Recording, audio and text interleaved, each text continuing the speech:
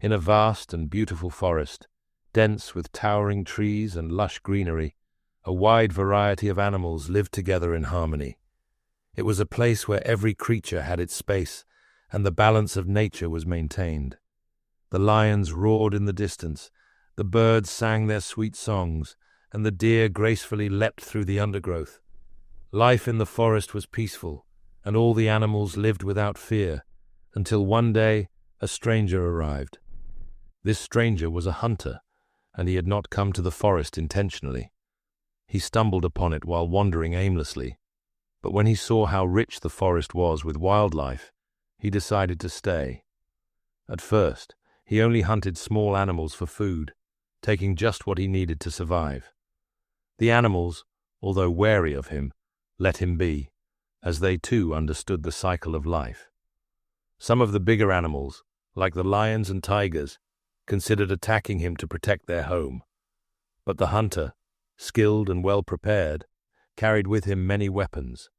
The animals, knowing the danger, chose not to risk their lives and left him alone. Days turned into months, and the hunter remained in the forest, surviving on what he hunted. Over time, something inside him changed. What began as a necessity for food slowly grew into something darker. The hunter no longer hunted just to survive. He began hunting for pleasure. Each time he caught an animal, he felt a strange thrill as he watched the creature struggle and die. This cruel joy became an obsession, and as the days passed, his hunts became more frequent and more brutal. The animals, once calm and free, now lived in constant fear. The sound of the hunter's footsteps sent them running in terror. The mere scent of him, or the rustle of leaves as he approached, was enough to make their hearts race. If one animal caught sight of the hunter, they would alert the entire forest with warning calls, and the animals would scatter to hide. It was no longer a peaceful home for them. It had become a dangerous place, where survival meant always being on guard. But the hunter's cruelty did not stop there. As his desire for control and power over the animals grew, he built a large cage, hoping to capture an animal alive. His intention was not to eat it, but to keep it imprisoned, to torment it at his will. And one fateful day, a bear, large and proud, fell into his trap. The hunter locked the bear in the cage, grinning as he imagined the suffering he could inflict. The bear's cries echoed through the forest. The other animals, desperate to free their friend, tried everything they could think of. The monkeys swung from tree to tree, searching for a way to break the cage. The birds flew high, looking for help. The wolves circled, trying to figure out how to outsmart the hunter. But all their efforts were in vain. The hunter's cage was too strong, and the bear, trapped inside, grew weaker by the day. Without proper food or water, and under the relentless torment of the hunter, the bear suffered terribly. As time went on, the animals' attempts to free the bear became less frequent. They had tried so hard, and yet they had failed.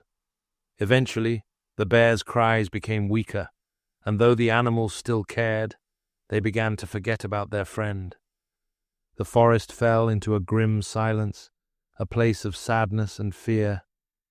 Many years passed, and the hunter continued his cruel ways, unaware that change was coming. One day, a group of forest officers and a team of hunters arrived in the forest. But these humans were different. They had come not to hunt, but to protect the forest and its creatures. The animals, sensing their good intentions, watched them closely. They knew that these humans might be their last hope to free the bear.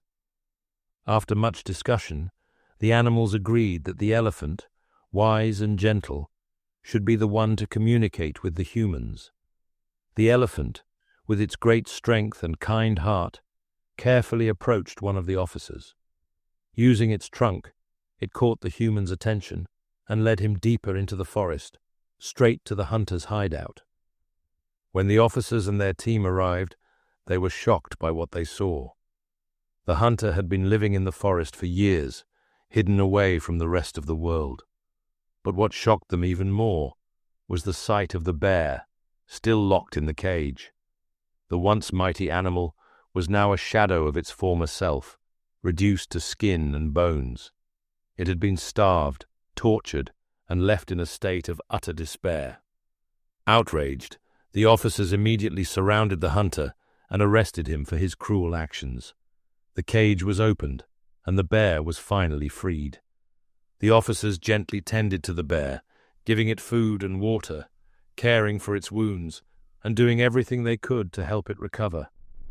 Slowly, the bear began to regain its strength, but the trauma it had endured for so long had left deep scars. The bear's spirit had been broken. It no longer had the will to hunt or roam the forest as it once had.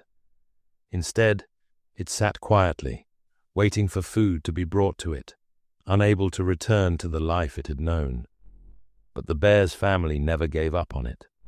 Day by day, they stayed by its side, offering love and comfort. And with time, the bear's spirit began to heal. It started to remember what it was like to be free, to run through the forest, to live without fear. Eventually, the bear recovered fully, both in body and spirit. It returned to its family and began to live happily once again, no longer trapped in a cage, either physically or mentally. And so, dear children, remember this. Sometimes in life, we create our own cages. These cages aren't built by others, but by the thoughts we allow to control us. Thoughts that tell us we're not good enough, that others are better, that we're not smart or beautiful enough. These thoughts can trap us just as surely as the hunter's cage trapped the bear. But just like the bear's family helped it break free, your family can help you too. If you ever feel trapped by thoughts of self-doubt or inferiority, don't hesitate to reach out to your parents, teachers, or someone you trust. Share your feelings with them, and they will help you find a way out. Remember, living in a cage of negative thoughts will hold you back from experiencing all the wonderful things life has to offer. But with the support of your family and loved ones, you can break free and live your best life, just like the bear did. So always trust your family. Share your fears and doubts with them. They will guide you, help you sort things out, and before long, you'll find yourself feeling happier and lighter. And when you are happy, your family will be happy too.